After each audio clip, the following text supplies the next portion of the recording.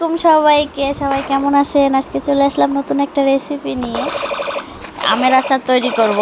প্রথমে কিন্তু রায়ান আপনাদেরকে সালাম দিয়েছে, সবাই উত্তরটা দিয়ে দিবেন। তো আমি কিছু আম রোদে শুকিয়ে নিয়েছি লবণ হলুদ দিয়ে 2-3 ঘন্টার মতো।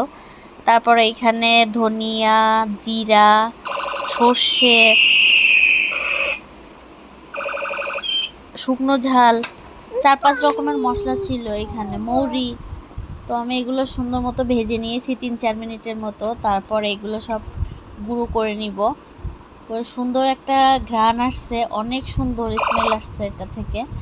তো সবগুলো গুঁড়ো করে রেখে দিয়েছি।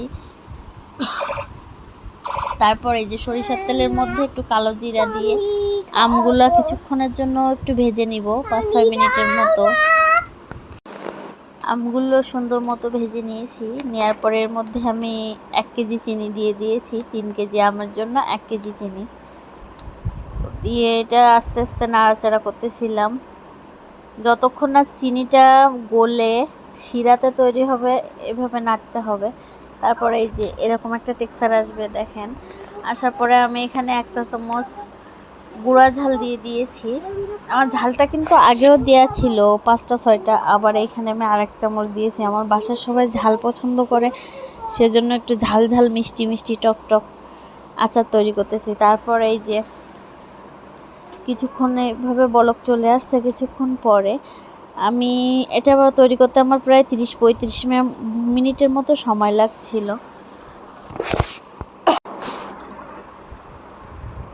তারপরে এখানে যে মশলাটা আমি গুঁড়ো করে রাখছিলাম সেটা অ্যাড করে দিয়েছি, কি অল্প অল্প ঝোল থাকার সময়। এই যে দেখলে বুঝতে পারবেন কেমন, কতটা ঘন হয়েছে শিরাটা। তারপরে এই যে নাড়াচাড়া করতেছি, একটু ভিনিগার দিয়ে দিলাম যাতে আচারটা অনেক দিন ধরে সংরক্ষণ করতে পারি, সে কারণে।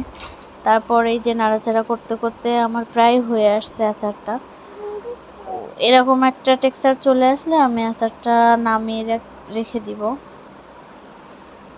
তো আচারটা অনেক মজা হয়েছে, আপনারা বাসায় তৈরি করে দেখবেন, ইনশাল্লাহ অনেক ভালোই হবে। এই যে একদম ফাইনাল লুক, এটা অনেক সুন্দর হয়েছে, মজাটা। আর আমটা কাঁচা, একদম কাঁচা আমের করার চেষ্টা করবেন, আমটা যেন না পেকে যায়, তাহলে টেস্টটা অনেক ভালো আসবে। ধন্যবাদ সবাইকে।